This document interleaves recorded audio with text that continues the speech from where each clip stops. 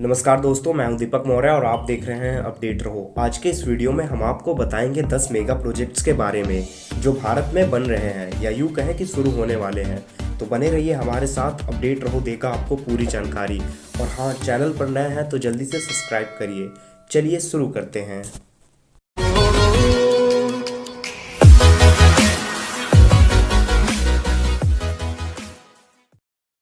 दोस्तों, अगर किसी भी देश के विकास को देखना है तो हम वहाँ की सड़कें, ट्रांसपोर्टेशन, इंफ्रास्ट्रक्चर, टेक्नोलॉजी को देखते हैं। ये कुछ ऐसी चीज़ें हैं जिससे विकास साफ साफ नज़र आता है। अमेरिका, चीन, जापान या यूँ कहें कि जो विकसित देश है, उनकी सड़कें, ट्रांसपोर्टेशन, इंफ्रास्ट्रक्चर, टेक्नोलॉजी बहुत ही ज़्यादा डेवलप है। लेकिन ऐसा भी नहीं है कि भारत बहुत पीछे है। हाल ही में बने स्टैच्यू ऑफ यूनिटी को देख लीजिए, दुनिया की सबसे ऊंची मूर्ति, करीब 182 मीटर की।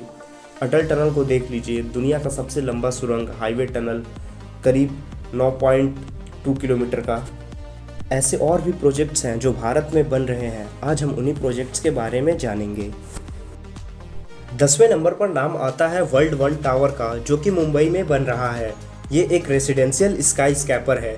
ये रेसिडेंशियल टावर 117 फ्लोर का होगा। इसकी ऊंचाई 440 मीटर होगी। इसका कंस्ट्रक्शन पूरा होने के बाद ये दुनिया का सबसे बड़ा रेसिडेंशियल स्काई स्कैपर बन जाएगा। इसकी लागत की बात करें तो इसको $290 मिलियन की लागत से बनाया जा रहा है। इसका कंस्ट्रक्शन 2011 में शुरू किया गया था और ये बिल्डिंग जल्द ही तैयार हो जाएगी। इस बिल्डिंग को 7 हेक्टेयर में बनाया जा रहा है। हम आपको बता दें, कोविड-19 की वजह से मोस्ट ऑफ प्रोजेक्ट डिले हुए हैं। 9वें नंबर पर नाम आता है हमारा चारधाम हाईवे प्रोजेक्ट का। आपने चारधाम के बारे में तो ज़रूर ही सुना होगा, और नहीं सुना होगा तो हम आपको बता दें कि चारधाम में उत्तराखंड के 4 धाम आते हैं, यानी यमुनोत्री, गंगोत्री, केदारनाथ और बद्रीनाथ। ये चारों धाम हाईवे से कनेक्टेड हैं, लेकिन सड़कें उतनी विकसित नहीं हैं।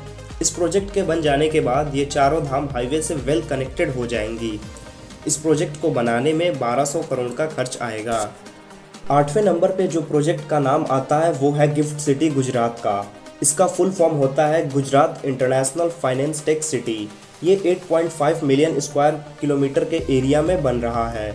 इसको बनाने में $20 बिलियन खर्च किया जा रहा है। ये प्रोजेक्ट बन जाने के बाद पूरी दुनिया की नज़र भारत पर होगी। बड़ी बड़ी कंपनियां इन्वेस्ट करना चाहेंगी और इससे रोजगार भी पैदा होगा। 7वें नंबर पर नाम आता है international north south transport corridor का। ये कॉरिडोर ट्रेडिंग पर्पस को बढ़ावा देने के लिए है।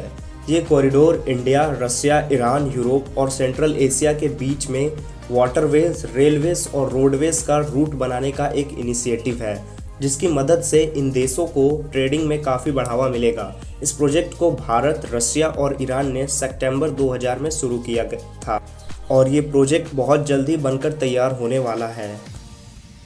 6ठे नंबर पे जो प्रोजेक्ट है वो है डेडिकेटेड फ्रिज कॉरिडोर का। ये फ्रिज कॉरिडोर भारत के विकास में अहम भागीदारी निभाने वाला है। फ्रिज का मतलब होता है सामान, माल। दरअसल होता क्या है कि हमारी जो रेलवे ट्रैक्स हैं उस पर दोनों प्रकार की ट्रेनें चलती हैं, पैसेंजर ट्रेन भी और मालगाड़ियाँ भी।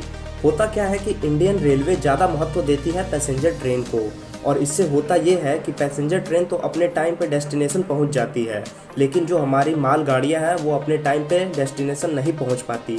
इससे व्यापारियों को घाटा होता है। जो हमारे रेलवे ट्रैक्स हैं ये ज़्यादा लोड सह नहीं पाते, तो मालगाड़ियों को 30 से 40 किलोमीटर आवर की स्पीड से ही जाना पड़ता है।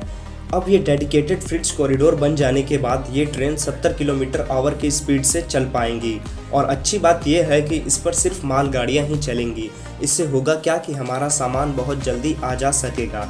करेंटली यहाँ पे 2 कॉरिडोर के ऊपर काम चल रहा है, ईस्ट डेडिकेटेड फ्रिज कॉरिडोर और वेस्ट डेडिकेटेड फ्रिज कॉरिडोर।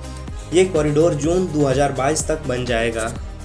5वें नंबर पे जो प्रोजेक्ट निकल कर आता है वो है छत्रपति शिवाजी महाराज मेमोरियल का, जो कि मुंबई में बन रहा है।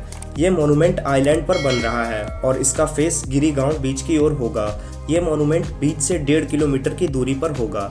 इस स्टैच्यू की हाइट 126 मीटर की होगी। ये प्रोजेक्ट 1,30,000 स्क्वायर किलोमीटर के एरिया में फैला होगा और इसे 25,000 करोड़ की लागत से बनाया जाएगा। इस प्रोजेक्ट को 2021 तक कंप्लीट भी कर दिया जाएगा। चौथे नंबर पर प्रोजेक्ट आता है सेतु भारतम प्रोजेक्ट का। इस प्रोजेक्ट को हमारे प्रधानमंत्री नरेंद्र मोदी ने दिल्ली से लॉन्च किया था अक्सर ऐसा देखा गया है कि हाईवे पर लंबे लंबे जैम लग जाते हैं। इसी जैम को कम करने के लिए ये प्रोजेक्ट लाया गया है। इस प्रोजेक्ट के तहत ब्रिजेस बनाई जाएंगी। कुल 208 आरओबीज और आरयूबीज बनाई जाएंगी। आरओबी यानी रेल ओवर ब्रिज, आरयूबी यानी रेल अंडर ब्रिज। इस प्रोजेक्ट का खर्च तकरीबन 20,800 करोड़ का होगा।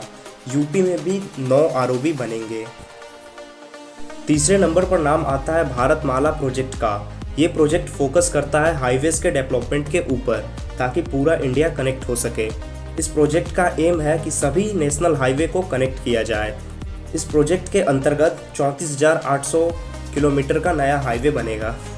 दूसरे नंबर पर प्रोजेक्ट आता है सागरमाला प्रोजेक्ट का। ये प्रोजेक्ट बेसिकली सी पोर्ट्स, बंदरगाहों का डेवलपमेंट के लिए है, कोस्टल लाइन के डेवलपमेंट के लिए है।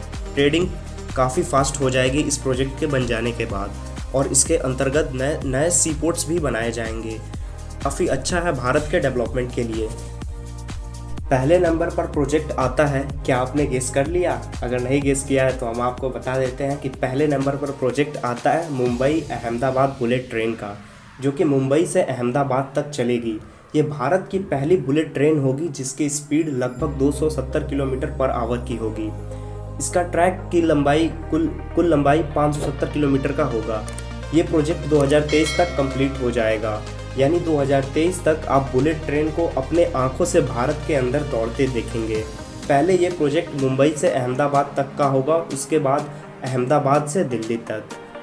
दोस्तों, भारत को और कौन सा प्रोजेक्ट लॉन्च करना चाहिए जिससे भारत का पूर्ण रूप से विकास हो सके, और इन 10 प्रोजेक्ट में से आपको कौन सा प्रोजेक्ट सबसे अच्छा लगा, कमेंट सेक्शन में ज़रूर बताइए। और चैनल पर नए हैं तो सब्सक्राइब ज़रूर करिए। धन्यवाद।